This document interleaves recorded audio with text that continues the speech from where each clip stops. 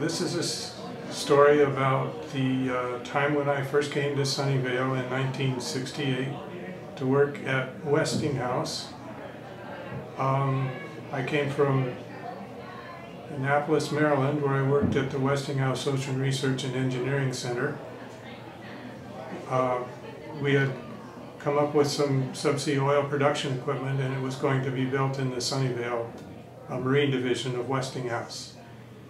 During the first tour of the plant with the folks who were going to be in charge of the subsea oil production equipment, I saw some very curious structures out in the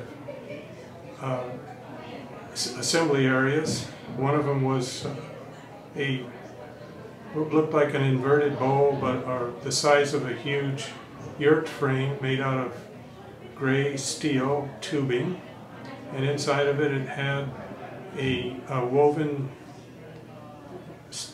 wire rope net, which looked like it could be gathered together.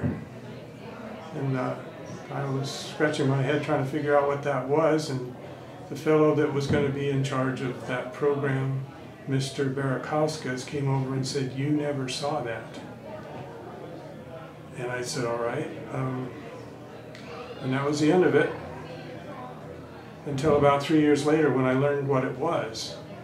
It was a device to go down 3.5 miles into the ocean and recover pieces of a sunken Russian submarine.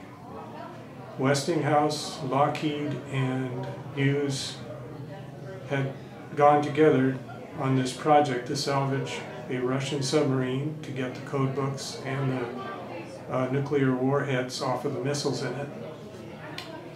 It was a very interesting project for the folks that worked on it and knew about it, but it took 3 years for me to find out what it was.